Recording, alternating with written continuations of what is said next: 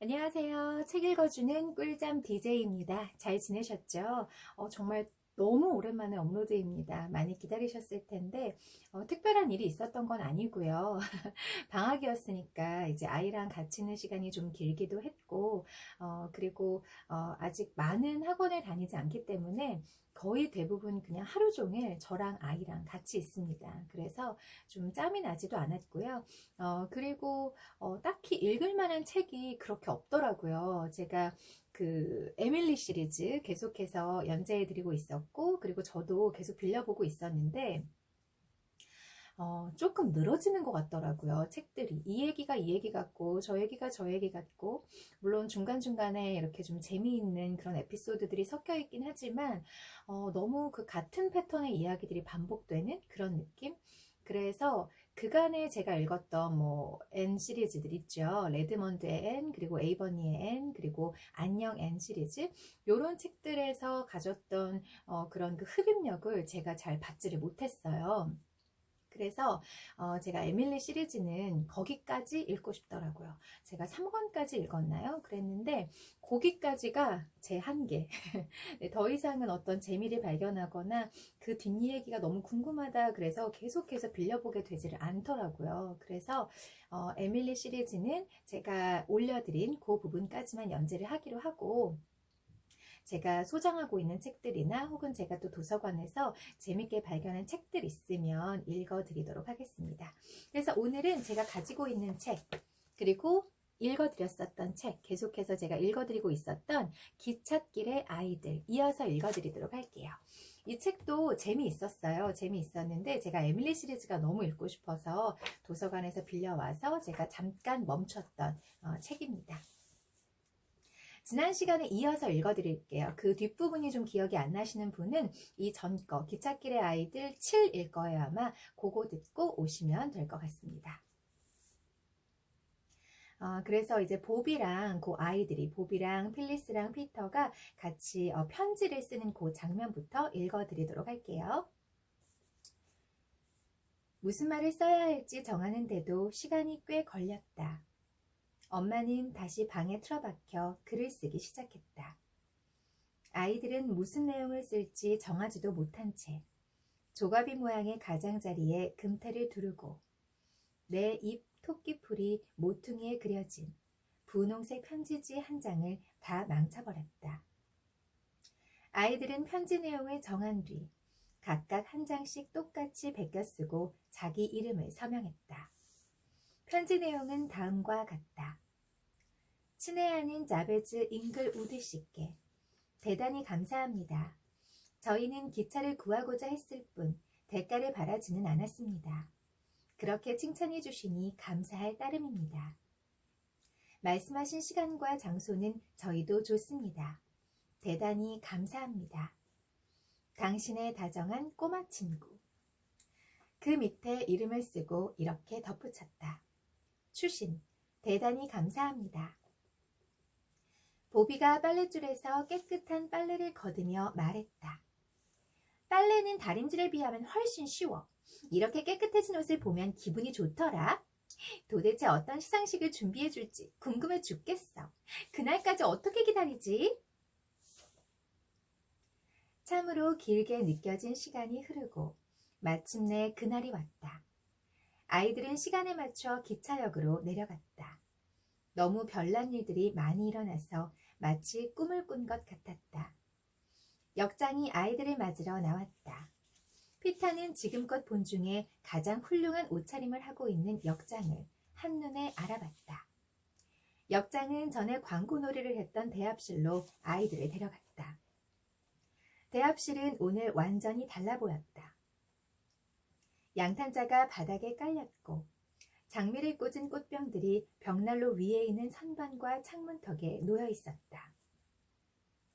크리스마스 트리용 호랑 가시나무와 월계수처럼 초록색 장미 가지들이 쿡의 관광 여행, 대번주의 아름다운 경치, 파리 리옹행 기차라고 쓴 철도 광고판들 위에 꽂혀 있었다.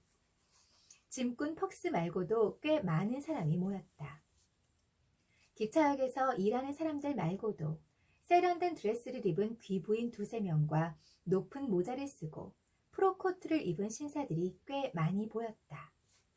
아이들은 붉은색 플란넬 속치마를 흔들던 날 기차에 타고 있던 몇몇 승객들을 알아볼 수 있었다. 가장 눈에 띄는 얼굴은 아이들의 친구인 노신사였다. 노신사의 외투와 모자와 옷깃은 다른 사람들의 것과 사뭇 달라 보였다. 노신사가 아이들과 일일이 악수를 나눴고 서 있던 사람들이 모두 의자에 앉았다. 안경을 쓴 한 신사가 상당히 길지만 아주 재치 있는 연설을 시작했다. 이 안경 쓴 신사 괄호하고 나중에 알고 보니 지역 감독관이었다라고 쓰여있네요. 나는 이 연설 내용을 일일이 여기에 기록할 생각은 없다. 첫째, 여러분이 지루해할 것이기 때문이다. 둘째, 아이들이 그 연설을 들으며 귀까지 빨개질 정도로 부끄러워했기 때문에 나도 얼른 이 주제에서 벗어나고 싶다. 셋째, 신사가 말을 너무 많이 해서 다 받아 적을 시간이 없었다. 안경을 쓴 신사는 아이들의 용감함과 침착함에 대해 할 수 있는 칭찬은 다 해주었다. 그가 연설을 마치고 자리에 앉자 모두 옳소 옳소 하고 외치며 박수를 쳤다. 다음에는 노신사가 일어서서 말을 이어갔다. 진짜 시상식 같았다. 노신사는 아이들의 이름을 하나씩 부른 뒤 각각 줄이 달린 아름다운 금시계를 주었다. 시계 안쪽에는 새 주인의 이름과 함께 이런 글귀가 새겨져 있었다. 사고를 막은 재빠르고 용감한 행동을 칭송하며 대남북철도회사 임직원 1동 1905년. 시계는 여러분이 상상할 수 있는 시계 가운데 가장 아름다웠다. 시계를 넣어둘 수 있는 파란색 상자도 함께 있었다. 너도 모든 분들의 친절에 감사하는 인사를 하렴. 역장이 피터에게 나지막이 귓속말을 하면서 피터를 앞으로 밀었다. 역장이 덧붙였다. 신사숙녀 여러분이라고 시작해. 아이들은 이미 감사 인사를 여러 번 한 뒤였다. 이를 어쩌지? 피터는 당황해하면서도 나가라는 손길을 거부하지 않았다. 피터가 다소 쉰 듯한 목소리로 말했다. 신사숙녀 여러분. 피터는 잠시 말을 멈췄다. 심장이 마치 목에서 뛰는 것처럼 목젖이 쿵쿵 울렸다. 피터는 서둘러 말을 이었다. 신사숙녀 여러분, 여러분은 저희에게 큰 친절을 베풀어 주셨습니다. 이 시계를 평생토록 소중히 간직하겠습니다. 그렇지만 저희가 이런 선물을 받을 자격이 있는지 모르겠습니다. 그다지 대단한 일을 한 것도 아닌데요. 그냥 무척이나 신나고 즐거웠고, 그러니까 제 말은 대단히 감사하다는 뜻입니다. 사람들의 박수 소리는 지역 감독관이 연설을 마쳤을 때보다 훨씬 컸다. 모두 아이들과 악수를 나누었다. 격식을 갖춘 자리가 끝나자마자 아이들은 시계를 들고 새 굴뚝집으로 향하는 언덕을 달려 올라갔다. 대단히 멋진 하루였다. 몇몇 사람들만 누릴 수 있는 대부분의 사람들에게는 결코 찾아오지 않는 그런 날이었다.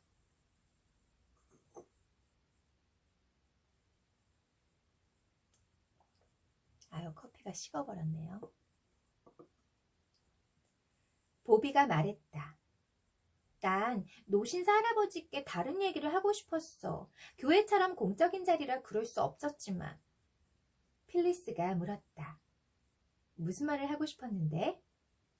더 생각해보고 말해줄게. 보비는 좀 더 생각해본 뒤 이런 편지를 썼다. 가장 친애하는 할아버지께 꼭 드릴 말씀이 있어요. 잠시 기차역에 내렸다가 다음 기차를 타셔도 될까요? 무슨 부탁을 드리려는 건 아니에요. 엄마가 그러면 안 된다고 하셨거든요. 저희는 아무것도 바라지 않아요. 다만 죄수이자 포로였던 한 남자에 대한 이야기를 말씀드리고 싶어요. 당신의 사랑스러운 꼬마 친구 보비. 보비는 노신사에게 편지를 전해달라고 역장에게 부탁했다. 다음 날 보비는 동생들에게 노신사를 태운 기차가 역을 지나는 시간에 맞춰 기차역으로 가자고 말했다. 보비가 자기 생각을 동생들에게 설명하자 모두들 대찬성이었다. 아이들은 손을 닦고 세수를 하고 머리를 빗었다. 말끔하게 보일 수 있는 일은 다 했다. 그러나 늘 운이 없는 필리스는 원피스 앞자락에 레모네이드를 엎지르고 말았다. 옷을 갈아입을 시간이 없었다. 게다가 석탄 창고 쪽에서 바람이 불어와 검은 석탄 가루가 끈적끈적한 레모네이드 자국에 달라붙었다. 필리스는 피터의 표현대로 거지 소녀 같았다. 제가 또 실수했어요. 정말. 제가 너무 오랜만에 읽다 보니까 이 보비하고 필리스의 나이를 제가 착각했네요. 보비가 큰언니고 그리고 피터, 그 다음 필리스가 막내였군요. 저는 이름이 보비가 뭔가 막내인 것 같아서 제가 그 보비가 쓴 편지를 읽으면서 굉장히 좀 어린 꼬마 아이 목소리로 흉내를 냈는데 아이고 보비가 큰언니였습니다. 그러니까 아까 편지는 다시 이런 어투로 읽어야 될 것 같아요. 할아버지께 꼭 드릴 말씀이 있어요. 잠시 기차역에 내렸다가 다음 기차를 타셔도 될까요? 이렇게 좀 성숙한 소녀의 목소리로 제가 읽었어야 하는데 조그만 꼬마 아이 목소리로 제가 읽었네요. 다시 정정을 하자면 보비가 큰언니 그리고 필리스가 막내였습니다. 필리스는 될 수 있는 한 언니 오빠 뒤에 숨어 있기로 했다.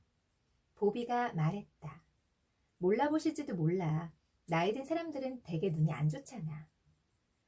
만남의 시간이 다가오자 아이들은 갑자기 몹시 부끄러워졌다. 귀가 빨갛게 달아오르고 손이 뜨겁고 축축해지고 코끝은 발그스름해지고 번들거렸다. 필리스가 말했다. 내 심장이 증기 기관차처럼 쿵쿵거려. 여기 바로 허리띠 아래에서 말이야. 피터가 말했다. 말도 안 돼. 사람의 심장은 허리 아래에 있지 않아. 다른 사람은 상관없어. 난 그래. 자꾸 그렇게 시처럼 말하려 든다면 좋아. 내 심장은 입속에 있다. 로버타가 말했다. 좋아. 그렇게들 말한다면 내 심장은 장화에 있어. 자, 이제 그만해. 할아버지가 우릴 바보로 하시겠다. 피터가 시무룩하게 말했다. 그렇게 생각하셔도 크게 틀린 건 아니지. 아이들은 앞으로 걸어나가서 노신사를 만났다. 안녕 얘들아. 이거 대단한 영광인걸. 노신사가 아이들과 차례로 악수를 했다. 보비가 땀을 흘리며 아주 공손하게 말했다. 이렇게 내려서 저희를 만나주시다니 정말 친절하세요. 노신사는 보비의 팔을 잡고 대합실로 데려갔다. 아이들이 러시아 신사를 만난 날 광고 놀이를 하던 곳이기도 했다. 필리스와 피터도 따라 들어갔다. 노신사가 보비의 팔을 다정하게 살짝 흔들다 놓으며 말했다. 그래, 무슨 일이니? 말해보렴. 그러니까 제 말은 할아버지는 정말 훌륭하고 친절하세요. 그런데? 드릴 말씀이 있어요. 그래, 해봐라. 그러면 보비는 가난한 사람들에 대한 아름다운 책을 썼다는 이유로 감옥에 갇히고 시베리아에 보내졌던 러시아 신사 이야기를 했다. 저희가 세상에서 가장 간절히 바라는 일은 그분에게 아내와 아이들을 찾아주는 거예요. 하지만 어떻게 해야 좋을지 모르겠어요. 할아버지는 대단히 똑똑한 분이시잖아요. 그렇지 않으면 철도회사의 책임자가 될 수 없었을 테니까요.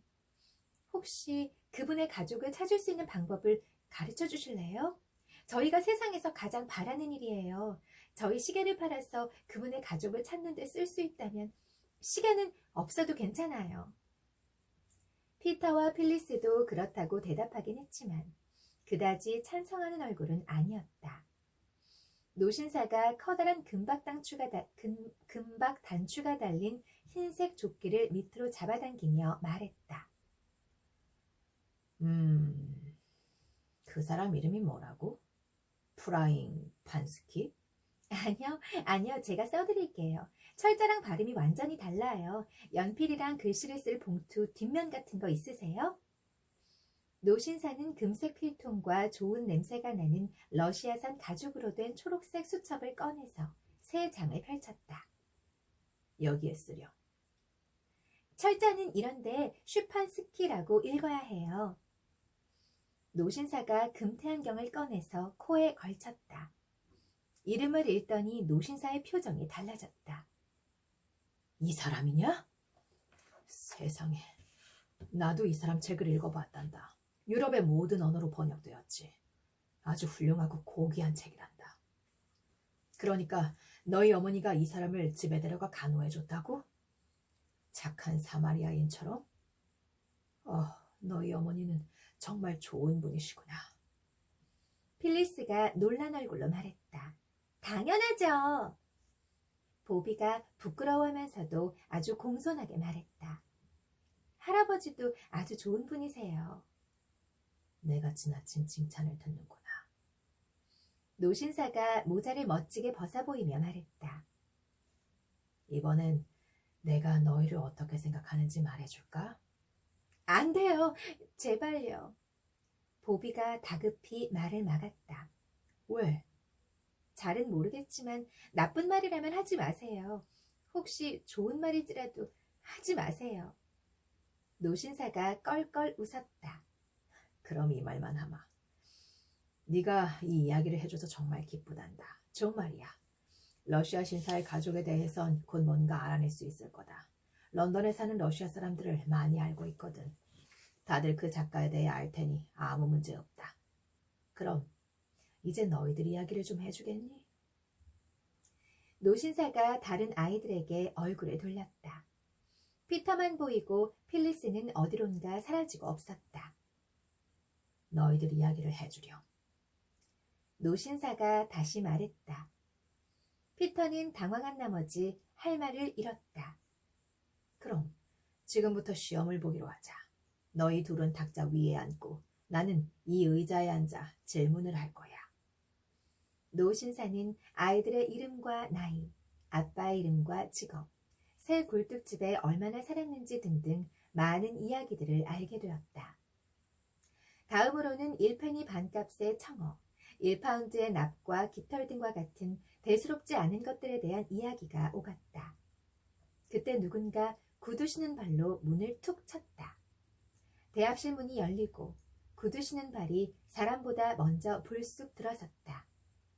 모두들 구두끈이 풀린 것을 볼 수 있었다. 필리스가 천천히 조심스럽게 대합실로 들어왔다. 한 손에는 커다란 양철통을, 다른 한 손에는 두껍게 자른 빵과 버터를 들고 있었다. 오후 차 시간입니다. 필리스가 자랑스럽게 외치더니 양철통과 빵과 버터를 노신사에게 내밀었다. 노신사가 받아들며 말했다. 어이구 세상에. 요거는 제가 좀 그림을 보여드리고 싶은데 보이시죠? 노신사분께서 아이들이 어떤 가정에서 자라고 있는지 아이들의 이야기가 궁금해서 내가 너희들에게 질문을 할 테니 너희들은 여기 탁자 위에 앉거라 라고 말씀을 하셨지요. 그래서 노신사분 할아버지께서는 의자에 앉아 계시고 그리고 큰아이 보비와 그리고 피터는 여기 테이블 위에 높게 앉아 있습니다. 그리고 그때 너무나 귀여운 요 필리스가 차와 빵을 가지고 할아버지에게 와서는 차 마실 시간이라고 말하는 그런 모습이에요. 그 모습을 할아버지가 놀라운 모습으로, 놀라운 그 표정으로 쳐다보고 계시고, 그리고 언니는 너무나 예쁜 모자를 쓰고 굉장히 단정한 숙녀다운 모습으로 옷차림을 하고 있습니다. 피터도 그 옆에서 들어오고 있는 막내 동생을 쳐다보고 있는 모습이죠. 그림이 너무 사랑스럽네요. 그치요? 필리스가 말했다. 드세요. 넌 생각이 아주 깊구나. 정말 깊어. 보비가 타이르듯이 말했다. 컵이랑 접시도 가져왔어야지. 필리스가 얼굴을 붉히며 말했다. 퍽스 아저씨는 늘 통째로 마시던데 이걸 준 것만으로도 친절하다고 생각했어. 나도 그렇게 생각한단다. 노 신사는 차를 마시고 빵과 버터도 맛보았다. 다음 기차가 도착할 시간이었다. 노 신사는 다정한 작별 인사를 여러 번 건네고 기차에 올랐다. 아이들은 플랫폼에 남아 기차에 꼬리 드니 모퉁이를 돌아 사라질 때까지 바라보았다. 피터가 말했다. 나는 오늘 우리가 촛불 하나를 밝혔다고 생각해. 라티머 알지? 그가 화형을 당했을 때 사람들이 촛불을 밝혔던 것처럼 말이야. 머지않아 러시아 아저씨를 위한 불꽃놀이가 벌어질 것 같아. 정말 그렇게 되었다. 대합실에서 노신사와 만난 지 열흘이 채 되지 않은 어느 날, 아이들은 집 앞 들판의 가장 큰 바위에 앉아서 5시 15분 기차가 기차역을 떠나서 계곡 기슭을 따라 달리는 모습을 바라보았다. 기차역을 빠져나온 몇몇 사람들이 마을을 향해 비탈길을 힘겹게 올라가는 모습도 보였다. 그런데 그중 한 사람이 길을 벗어나더니 들판을 가로질러 새 굴뚝집으로 이어지는 문으로 들어갔다. 피터가 바위에서 재빨리 뛰어내렸다. 대체 누구지? 필리스가 말했다. 가보자! 그 사람이 누군지 알아볼 수 있을 만한 거리에 이르렀을 때 아이들의 눈앞에 나타난 사람은 다름 아닌 노신사였다. 노신사의 옷에 달린 청동단추가 오후의 햇살을 받아 반짝거렸고 흰색 조끼는 초록색 들판에 대비되어 더욱 하얗게 보였다. 아이들이 손을 흔들며 소리쳤다. 안녕하세요. 노신사도 모자를 흔들며 소리쳤다. 안녕 얘들아. 아이들이 재빨리 달리기 시작했다. 노신사 앞에 섰을 때는 숨이 차서 말하기도 힘들 정도였다. 어쩐 일이세요? 좋은 소식이 있다. 너희 러시아 친구의 가족들을 찾았단다. 이 기쁜 소식을 직접 전하고 싶은 유혹을 물리칠 수 없었지. 하지만 노신사는 보비의 얼굴을 보고 유혹을 물리치기로 마음먹었다. 보비, 달려가서 그 사람에게 이 소식을 전하려 너희들은 길을 안내해다오. 집으로 뛰어간 보비는 조용한 정원에 앉아있는 러시아 신사와 엄마에게 숨을 헐떡이며 그 소식을 전했다. 엄마 얼굴이 아주 아름답게 빛나며 환해졌다. 엄마가 러시아 신사에게 빠르게 프랑스어로 이야기해 주는 것을 보면서 보비는 소식을 전한 걸 후회했다. 러시아 신사가 자리에서 벌떡 일어나더니 울음을 터뜨렸기 때문이다. 보비는 가슴이 뛰고 떨렸다. 신사의 울음소리에는 지금까지 한 번도 들어본 적이 없는 사랑과 그리움이 담겨 있었다. 러시아 신사는 엄마 손을 잡고 부드럽고 정중하게 입을 맞추었다. 그러고는 다시 의자에 털썩 주저앉아 두 손으로 얼굴을 감싸고 흐느꼈다. 보비는 살짝 자리를 피했다. 그 순간만큼은 다른 사람들과 마주치고 싶지 않았다. 기나긴 프랑스어 대화가 끝났다. 피터는 마을에 가서 번빵과 케이크를 사오고 보비와 필리스는 차를 준비해서 정원으로 가지고 나왔다. 그 무렵 보비는 다시 명랑한 기분을 되찾았다. 노신사가 가장 즐거워 보였다. 노신사도 엄마처럼 프랑스어와 영어를 다 할 줄 아는 듯 했다. 엄마의 실력도 노신사 못지 않았다. 정말 즐거운 시간이었다. 엄마는 노신사를 만나서 기쁜지 무척 들떠 보였다. 노신사가 아이들에게 만난 것을 줘도 되겠느냐고 묻자 엄마는 좋다고 대답했다.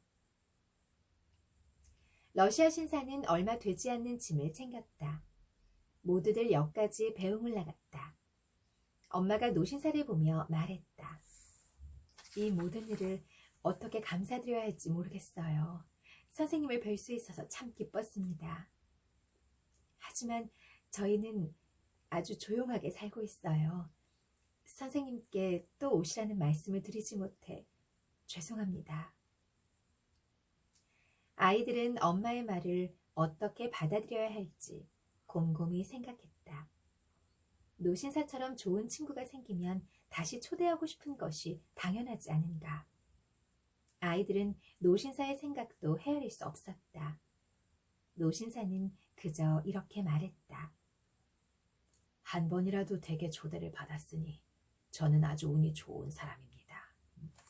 제가 무례하고 은혜도 모르는 사람처럼 보이시겠지요. 하지만 아닙니다. 보이는 아주 매력적이고 우아한 분입니다. 노신사가 다시 머리를 숙여 인사했다. 손님을 떠나보내고 다시 집으로 가는 언덕을 오를 때 보비는 엄마의 얼굴을 보았다. 엄마, 몹시 피곤해 보이세요. 저한테 기대세요. 피터가 말했다. 내가 부축해드릴 거야. 아빠가 안 계실 때는 내가 우리 집 가장이니까. 엄마는 두 아이의 팔을 하나씩 잡았다. 필리스가 깡충깡충 뛰면서 말했다. 러시아 아저씨가 오랜만에 만난 부인을 껴안는 모습은 생각만 해도 정말 좋다. 아기도 많이 컸을 거야. 엄마가 말했다. 그래. 필리스는 한층 더 신나게 깡충깡충 뛰었다. 아빠도 내가 많이 컸다고 생각하실까? 나 많이 컸는데. 그렇죠, 엄마? 그럼 그렇고 말고. 보비와 피터는 엄마가 자기들의 팔을 더 꽉 잡는 걸 느꼈다. 피터가 말했다. 가엾은 우리 엄마. 많이 피곤하시구나. 그때 보비가 불쑥 말했다. 필, 저기 대문까지 달리기 시합하자. 보비는 하고 싶지도 않은 달리기 시합을 했다. 여러분은 보비가 왜 그랬는지 짐작할 수 있을 것이다. 엄마는 보비가 천천히 걷는 게 지루했나 보다고 생각했다. 세상 누구보다 자식을 사랑하는 엄마들도 언제나 모든 걸 헤아릴 수는 없는 법이다. 그런데 궁금한 것이 엄마가 왜 노신사분을 그러니까 이게 마지막 초대입니다. 저희 집에 계속 오시게 할 수는 없을 것 같아요. 라고 말을 했을까요? 물론 그렇게 말하진 않았지만 다시 오시라는 말씀을 못 드려서 죄송합니다. 라는 얘기는 이게 마지막이에요. 라는 얘기잖아요. 오시지 않으셨으면 좋겠습니다. 이걸 굉장히 완곡하게 좀 부드럽게 돌려서 표현한 건데 왜지? 노신사분께서 계속 와서 아이들도 만나주시고 같이 차도 마시고 그러면 좋지 않을까요? 여자 혼자, 그러니까 엄마 혼자 아이들을 기르는 집에 어른 남자가 오는 게 좀 글쎄 보는 눈이 좀 많다고 생각을 한 건가? 잘 모르겠네요, 저는. 노신사분도 혼자 적적하시니까 가끔 와서 이렇게 좀 활발하게 아이들이 노는 모습을 보고 함께 웃고 떠들고 하는 게 저는 되게 좋을 것 같은데, 그쵸? 제 생각은 그렇습니다. 또 이때 시대상이 그런지도 모르죠. 한 챕터만 조금 더 읽어드리도록 하겠습니다.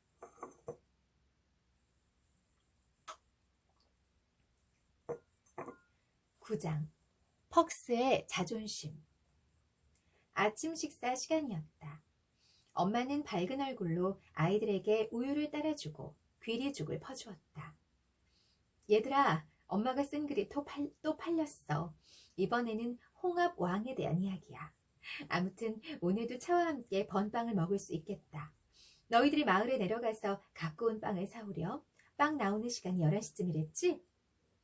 아이들은 눈짓을 주고받았다. 보비가 말했다. 엄마, 번빵을 오늘 먹지 말고 15일에 먹으면 안 될까요? 다음 주 목요일이에요. 엄마는 상관없지만 왜 그러는데? 그날이 퍽스 아저씨 생일이거든요. 올해 32살인데 생일을 안 챙긴 지 한참 됐대요. 챙겨야 할 것들이 많아서요. 우리처럼 토끼나 비밀을 챙기는 게 아니라 꼬마들과 아주머니요. 아저씨의 아내와 아이들? 필리스가 말했다. 네, 그게 같은 말이죠. 피터가 말했다. 아저씨를 위해 멋진 생일 파티를 열어주고 싶어요. 엄마도 아시다시피 아저씨가 우리한테 참 잘해주시잖아요. 그래서 혹시 번빵 먹을 날이 생기면 아저씨 생일날에 먹자고 부탁드리려고 했어요. 15일 전에 번빵 먹을 일이 없으면 어쩔 뻔했어? 다른 때는 안 먹어도 되니까 그날은 먹게 해달라고 부탁하려고 했죠. 부탁. 그랬구나. 알았다. 분홍색 설탕으로 번빵에 아저씨 이름을 쓰면 더 좋겠다. 아저씨 성은 퍽스예요. 별로죠? 필리스가 말했다. 이름은 엘버트래. 내가 전에 물어봤어. 엄마가 말했다. 그럼 AP라고 쓰자. 나중에 어떻게 쓰는지 보여줄게. 모든 일이 순조롭게 흘러갔다. 하지만 분홍색 설탕으로 AP라고 쓴 반페니짜리 번빵 14개만으로는 근사한 생일상이 되기에 부족했다. 생일상에는 꽃이 있어야지. 나중에 퍽스의 생일을 진지하게 의논하기 위해서 아이들이 건초 창고에 모였을 때 보비가 말했다. 창고에는 망가진 작두가 있고 자른 건초를 아래층 외양간 여물통 위에 건초 실렁에 떨어뜨리는 구멍들이 줄지어 뚫려 있었다. 피터가 말했다. 꽃은 아저씨 때는 넘치잖아. 보비가 말했다. 아무리 내 집에 꽃이 많아도 꽃을 받는 건 언제나 즐겁지. 꽃은 생일상을 장식하는 데 쓰면 돼. 하지만 번빵 말고 다른 게 더 있으면 좋을 텐데. 필리스가 말했다. 이제부터 조용히 생각해보자. 좋은 생각이 날 때까지 아무도 말하면 안 돼. 아이들이 너무 조용히 있다 보니 갈색 쥐 한 마리가 아무도 없는 줄 알고 대담하게 모습을 드러냈다. 보비가 재채기를 하자 쥐는 깜짝 놀라 후다닥 도망쳤다. 이상한 소리가 나는 건초 창고는 조용한 삶을 좋아하는 중년의 쥐가 살기에 마땅한 곳이 아니라고 생각했을 것이다. 야호! 생각났다! 피터가 갑자기 깡충깡충 뛰고 흐트러진 건초들을 발로 차며 소리질렀다. 뭔데? 보비와 필리스는 무척 궁금했다. 퍽스 아저씨는 모든 사람들에게 친절하잖아. 우리 말고도 아저씨 생일을 챙겨주고 싶은 사람들이 많을 거야. 마을에 가서 사람들한테 부탁해보자. 보비가 미심쩍은 듯이 말했다. 엄마가 사람들한테 뭘 부탁하지 말랬잖아. 우리 자신을 위해서 하지 말라고 했지 다른 사람을 위해서는 괜찮아, 이 바보야. 노신 할아버지께도 부탁할 거야. 내가 하는지 못하는지 잘 지켜봐. 보비가 말했다. 엄마한테 먼저 물어보자. 피터가 말했다. 왜 그런 하찮은 일로 엄마를 성가시게 해? 엄마는 바쁘시잖아. 우리끼리 마을로 내려가 보자. 아이들은 마을로 갔다. 우체국에서 일하는 노부인은 왜 유독 퍽스의 생일만 챙겨줘야 하는지 모르겠다고 했다. 보비가 말했다. 저희는 모든 사람들이 생일을 챙겼으면 해요. 다만 퍽스 아저씨 생일만 알고 있는 것뿐이에요. 내 생일은 내일인데 알아주는 사람이 있을지 잘 지켜보마. 그럼 잘 가거라. 아이들은 우체국을 떠났다. 친절한 사람들도 있고 퉁명스러운 사람들도 있었다. 선물을 주는 사람들도 있고 그렇지 않은 사람들도 있었다. 아무리 나를 위해서가 아니라 다른 사람을 위해서라도 뭔가를 부탁하는 건 어려운 일이다. 여러분도 그런 일을 해봤다면 잘 알 것이다. 아이들은 집에 돌아와 받은 선물들과 주겠다고 약속받은 선물들을 하나씩 헤아려 보았다. 첫날 치고는 나쁘지 않은 듯했다. 피터는 기차 번호를 쓰려고 가지고 있던 작은 공책에 선물 목록을 적었다. 다음 날 아침 일찍 보비는 일어나자마자 필리스를 깨웠다. 보비는 둘이서만 그 일을 하기로 했다. 피터가 알면 바보 같은 짓이라고 생각할 것 같았기 때문이다. 하지만 나중에 일이 잘 풀린 뒤에는 피터에게도 말해주었다. 보비와 필리스는 장미를 한아름 꺾은 뒤 바구니에 넣었다. 필리스가 보비 생일 때 만들어준 바늘 결회와 필리스의 예쁜 파란색 넥타이도 함께 넣은 다음 쪽지를 썼다. 랜선 부인께 저희들의 사랑을 가득 담아서 생신을 축하드립니다. 보비와 필리스는 바구니에 쪽지를 넣은 뒤 우체국으로 갔다. 그러고는 카운터에 바구니를 내려놓고 노부인이 나오기 전에 얼른 뛰어나왔다. 둘이 집에 돌아왔을 때 피터는 엄마가 아침 준비하는 것을 도우면서 비밀을 지키려고 애쓰고 있었다. 그러다 아이들은 마침내 이번 계획에 대해 엄마에게 모두 털어놓았다. 너희들 계획이 나쁘지는 않아. 문제는 어떤 식으로 하느냐에 달려있지. 퍽스 씨가 자존심 상해하거나 동정을 받는 거라고 생각하지 않으면 좋겠구나. 가난한 사람들은 자존심이 매우 강하거든. 필리스가 말했다. 생일을 챙겨주는 건 아저씨가 가난해서가 아니라 우리가 아저씨를 좋아하기 때문이에요. 엄마는 필리스가 자라서 못 입는 옷가지들을 찾아봐야겠구나. 퍽스 씨의 자존심이 상하지 않도록 줄 자신이 있다면 말이다. 너희한테 잘해주신 분이니 엄마도 작은 선물을 하고 싶어. 우리도 가난해서 많이 하지는 못하지만. 보비, 넌 뭘 쓰고 있니? 별거 아니에요. 갑자기 뭔가를 끼적거리기 시작한 보비가 말했다. 퍽스 아저씨도 틀림없이 좋아할 거예요, 엄마. 15일 아침은 번빵을 사오고 엄마가 빵 위에 분홍색 설탕으로 AP라고 쓰는 모습을 보며 아주 즐겁게 보냈다. 각각의 번빵에 글씨를 예쁘게 새겼다. 설탕이 굳도록 번빵을 식힌 오븐에 넣어두고 아이들은 마을 사람들이 약속한 선물들을 받으러 마을로 갔다. 우체국에서 일하는 노부인이 문 앞에 서 있었다. 아이들은 공손하게 인사를 하고 지나갔다. 얘들아, 잠깐 서봐라. 아이들이 발걸음을 멈췄다. 그 장미. 필리스가 즐겁게 폴짝폴짝 뛰며 말했다. 마음에 드셨어요? 아침에 갓단 장미라 싱싱했을 거예요. 바늘결이는 제가 만든 건데 실은 보비 언니 생일 때 준 거였어요. 너희들 바구니 여기 있다. 노부인이 안으로 들어가서 바구니를 들고 나왔다. 알이 굵고 붉게 잘 익은 구스베리 열매가 한가득 담겨 있었다.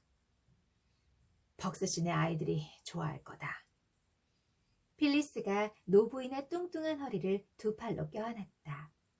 할머니는 정말 좋은 분이세요. 퍽스 아저씨도 좋아할 거예요. 그래도 바늘결의와 넥타이, 예쁜 꽃을 받은 내 기쁨에는 반도 못 미칠 거야.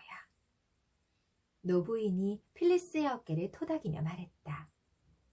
너희들은 정말 착한 아이들이다. 뒷마당에 가면 나무로 지은 오두막 안에 유모차가 하나 있단다. 내 딸 에이미의 첫 아기 건데 6달밖에 살지 못하는 바람에 써보지는 못했지. 벅스 부인에게 그 유모차를 주고 싶구나.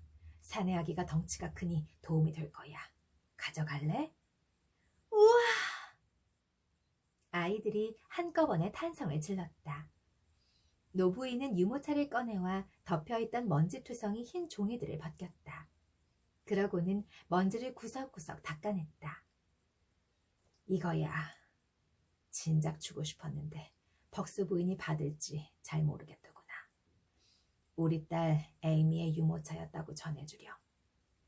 여기에 아기가 다시 탄다면 정말 멋지겠어요. 노부인은 한숨을 쉬었지만 이내 미소를 지었다. 그래. 자, 이건 아이들을 위한 바카이 불러온 쿠션들이다. 이것도 가져다 주렴. 아이고, 이제 너희들 빨리 가봐야겠다. 이러다가는 지붕이며 옷가지며 있는 걸 다 퍼주고 싶겠다. 퍽스를 위해 받은 선물들이 유모차에 차곡차곡 채워졌다. 아이들은 3시 30분에 퍽스가 사는 작은 노란색 집으로 유모차를 밀고 갔다. 와, 너무 감동적이네요.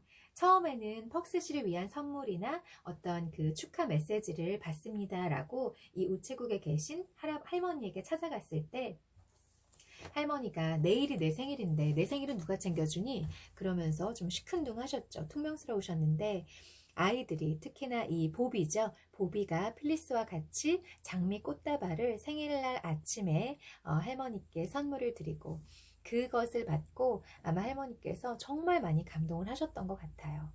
아마 챙겨주는 가족이나 친구들이 없으셨던 것 같지요. 그래서 할머니가 이 아이들의 그 선한 마음에 영향을 받으셨고 또 그 선한 마음에 받은 그 감동을 퍽스 씨에게 흘려보내는 너무나